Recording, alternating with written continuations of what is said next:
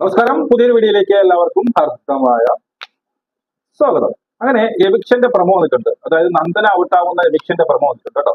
മറ്റൊന്നുമല്ല, എല്ലാവരെയും പിടിച്ചിങ്ങനെ നിർത്തുന്നു. അവരുടെ എല്ലാവരുടെയും ചെസ്റ്റിന്റെ അവിടെ ഒരു ഹാർട്ടിന്റെ ഒരു പിക്ചർ ഉണ്ട്.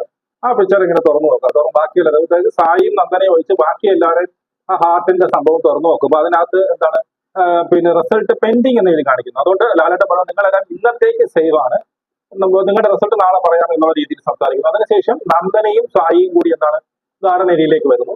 അവിടെ വെച്ച് അവർ പറയുന്നു, അതിനകത്ത് ആരാണ് എവിക്റ്റഡ് എന്ന് എഴുതിക്കുന്നത് അവർ ഇന്നത്തെ ദിവസം പുറത്തായി ലാലേട്ടന്റെ അടുത്തേക്ക് പോകും എന്ന് കാണുന്ന പ്രമേയമാണ്. അവിടെ എല്ലാം ഈ പറയുന്ന സായി, ഈ പറയുന്ന സിജു ആയാലും ബാക്കിയെല്ലാവരും അന്തം വിട്ട് കുന്തം പിടിയിരിക്കുന്ന ഒരു അവസ്ഥയിലാണ്. കാരണം അവരാരും പ്രതീക്ഷിച്ചില്ല അവർ രണ്ടും പോകുമെന്ന്. തന്റെ പെങ്ങളൂട്ടി പോകുമെന്ന് ആരും പ്രതീക്ഷിച്ചില്ല. ഇപ്പൊ പെങ്ങളൂട്ടി ആങ്ങളെയും നേരാങ്ങളെയും ചേർന്ന് ഒത്ത് ഇങ്ങനെ പറയുന്ന ചക്രശ്വാസം വലിച്ചുകൊണ്ട് നിൽക്കുകയാണ്. അപ്പൊ എന്തായാലും നന്ദന പുറത്തായിട്ടുണ്ട്. ഇനി സായി പുറത്തായോ എന്ന് ചോദിച്ചു കഴിഞ്ഞാൽ ഞാൻ അറിഞ്ഞത് ഒരു എവിക്ഷൻ മാത്രമേ ഉണ്ടായിരുന്നുള്ളൂ എന്നുള്ളതാണ്.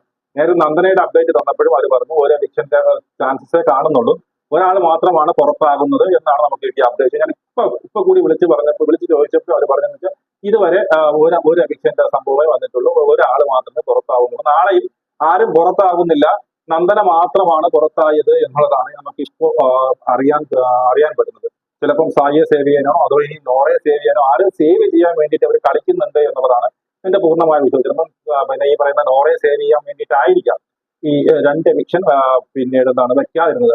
സായിയെ സേവ് ചെയ്യാൻ വേണ്ടിയിട്ട് അവർ രണ്ട് എവിക്ഷൻ വെക്കാതിരിക്കുമെന്ന് എനിക്ക് തോന്നുന്നില്ല.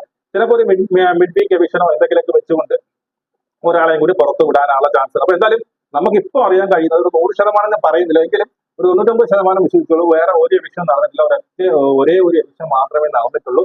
അത് നന്ദനയാണ്. നമുക്ക് വീണ്ടും കാണാം. ജയ്.